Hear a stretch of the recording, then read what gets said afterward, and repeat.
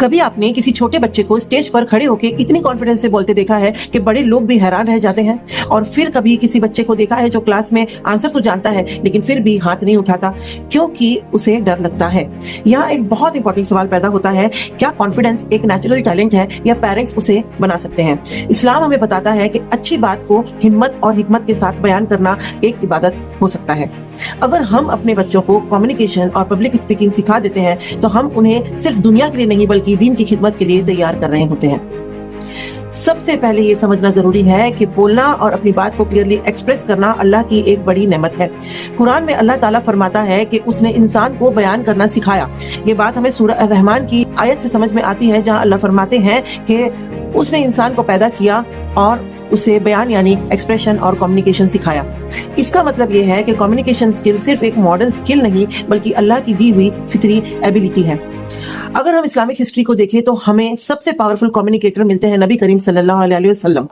नबी करीम सल्लल्लाहु अलैहि वसल्लम के बात करने का अंदाज बहुत यूनिक था। वो कम बोलते थे लेकिन जो बोलते थे उसमें गहराई होती थी। सहाबा कहते थे कि अगर कोई आप नबी करीम सल्लल्लाहु अलैहि वसल्लम की बात सुनता तो उसे लगता था कि ये अल्फाज सीधे उसके दिल से बात कर रहे हैं।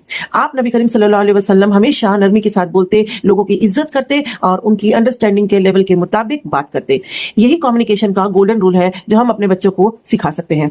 अब कुरान का एक बहुत इंस्पायरिंग एग्जाम्पल देखिए।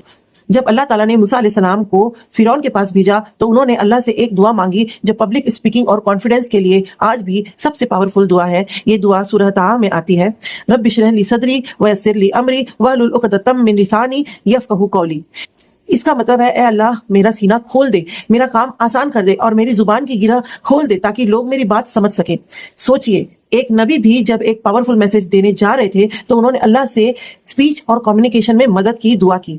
अगर हम अपने बच्चों को छोटी उम्र से ये दुआ सिखा दें तो वो हर स्पीच या प्रेजेंटेशन से पहले अल्लाह से मदद मांगना सीख जाएंगे। अब थोड़ा प्रैक्टिकल एग्जांपल्स की बात करते हैं। बहुत से पेरेंट्स अपने बच्चों से कहते हैं पढ़ो, एग्जाम में टॉप करो, लेकिन कम पेरेंट्स उन्हें ये सिखाते हैं कि अपनी बात कॉन्फिडेंस से कैसे कहनी है। अगर आप सच में चाहते हैं कि आपका बच्चा कॉन्फिडेंट बने तो घर को एक ट्रेनिंग ग्राउंड बना दीजिए। एग्जाम्पल के तौर पर डिनर के टाइम को एक लर्निंग टाइम बना सकते हैं। आप अपने बच्चे से पूछ सकते हैं आज स्कूल में क्या नया सीखा, फिर उससे बोलिए कि वो सबके सामने एक्सप्लेन करे। शुरू में शायद वो हेजिटेट करेगा लेकिन धीरे धीरे उसकी कम्युनिकेशन मसल स्ट्रांग होने लगेगी। एक और पावरफुल एक्सरसाइज ये है कि बच्चों को कहानियां सुनने के लिए एनकरेज करें। बच्चा अगर कुरान की कहानियां या सीरत के वाकयात फैमिली के सामने सुनता है तो उनका कॉन्फिडेंस भी बढ़ता है और उसका इस्लामिक नॉलेज भी स्ट्रांग होता है। ये प्रैक्टिस बच्चे को फ्यूचर में स्टेज पर बोलने के लिए रेडी करती है। इस्लाम भी हमें सिखाता है कि बात करने का स्टाइल कैसा होना चाहिए।